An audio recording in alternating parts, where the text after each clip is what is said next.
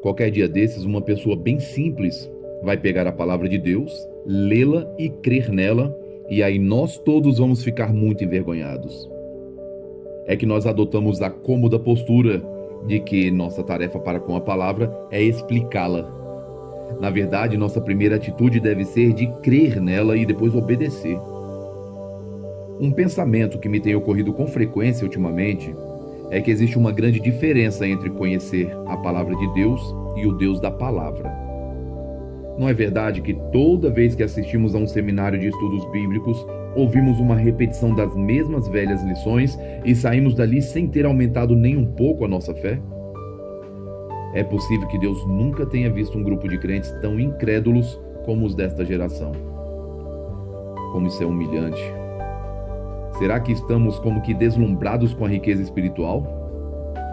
Talvez sejamos como um marinheiro pobretão que cruza o Atlântico e fica alucinado, magnetizado ao pensar que ali embaixo está o navio Lusitânia com muita riqueza em seu bojo que ele poderia pegar para si. O único problema são os metros e metros cúbicos de água que o separam dele. Do mesmo modo, a Bíblia, que é o talonário de cheques do crente, que lhe é dado pelo Senhor da Glória, garante: tudo é vosso e vós de Cristo e Cristo de Deus. Estou me sentindo fortemente insatisfeito com a pobreza espiritual que nós, os crentes, estamos vivendo na atualidade. Quantas vezes vamos a uma reunião de oração e ouvimos uma frase tão comum: Senhor, tu podes fazer isso, referindo-se a um determinado pedido. Mas tal afirmação é fé? Não, é apenas o reconhecimento da onipotência de Deus. Eu creio que o Deus vivo, o Senhor da Glória, pode transformar essa escrivaninha onde estou escrevendo em ouro maciço. Transformar água em vinho ou madeira em ouro é coisa que está dentro da capacidade dele, mas ele transformou água em vinho quando houve necessidade disso. Neste momento, por exemplo, $1 milhão me seria muito útil e não gastaria nenhum centavo para mim mesmo, nem teria do que me envergonhar naquele dia. Na verdade, temos muita necessidade desse dinheiro, mas afirmar que ele pode fazer a madeira se transformar em ouro não opera a transformação. E assim eu fico sem o dinheiro. Mas, se pela fé eu disser, ele irá transformar essa mesa em ouro, aí o problema estará resolvido. Todos nós sabemos que o maior destes, fé, esperança e amor, não é a fé. Mas por que ignorar o que é menor? Onde é que se vê a fé genuína hoje em dia? O que se vê é um mascaramento da fé. Um apelo que se ouve com frequência é: cremos que Deus deseja que estendamos a transmissão do nosso programa a mais de 10 estações de rádio. Estamos esperando dele os fundos necessários para isso. Então, irmãos, escreva-nos o mais breve possível. Isso pode até ser uma afirmação de fé, só que com indiretas, e não é dirigida apenas para Deus. Nós, os crentes, gostamos muito de citar superficialmente aquele versículo: e o meu Deus, segundo a sua riqueza em glória, há de suprir cada uma, que palavras extraordinárias, de vossas necessidades. Filipenses 4,19. Mas será que realmente acreditamos nele? Acredito que poderíamos acrescentar um adendo ao capítulo 11 de Hebreus, sem querer com isso diminuir o valor dele, incluindo nomes como de Hudson Taylor, fundador da Missão do Interior da China, George Miller, Rhys Howells e outros que pela fé realizaram grandes feitos. Nessa hora difícil que vivemos, estou ficando cansado de nossas conversas sobre nosso maravilhoso e poderoso Senhor, quando nós continuamos ainda terrivelmente pobres. Deus abençoa é a nossa fé, não a sabedoria, nem a personalidade. E a fé honra a Deus, e Deus honra a fé. Ele vai onde a nossa fé o coloca. Num certo sentido, creio que todos podem entender. A fé situa Deus aqui ou ali. Ela faz a junção da nossa impotência com a onipotência dele. A ciência já rompeu a barreira do som. E a sociedade que nos cerca, uma sociedade permissiva, sequiosa de prazer, clama para nós que também já rompeu a barreira do pecado.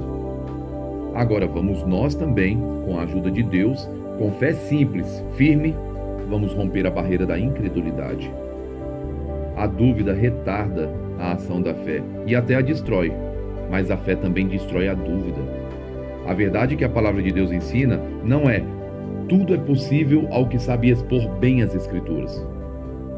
Nesta vida terrena, será inútil tentar definir a pessoa de Deus e possivelmente nem na eternidade conseguiremos entendê-lo, nem tampouco seus atos. Mas o que diz a Bíblia, esse livro que é tão imutável quanto a seu autor, é: tudo é possível ao que crê. Muitas vezes ouvimos pessoas que se candidataram a um emprego para o qual se julgavam altamente capacitadas e foram rejeitadas dizerem não sem certa amargura. Hoje em dia, o que se conta não é o que a gente sabe, mas quem se conhece.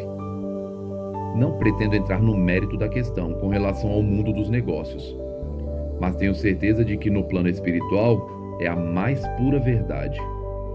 Os fatos que sabemos sobre Deus nesses dias dão para encher uma biblioteca. Não queremos com isso depreciar o verdadeiro conhecimento, e menos ainda a sabedoria que vem lá do alto. Mas conhecer fatos sobre Deus é uma coisa, conhecer a pessoa dele é outra muito diferente. Paulo não tinha nada e, no entanto, possuía tudo. Que sublime paradoxo! Que abençoada pobreza! Esse grande homem era espiritualmente riquíssimo. O fato de estar edificando o reino de Cristo e de estar escrevendo os oráculos de Deus nunca lhe subiu à cabeça.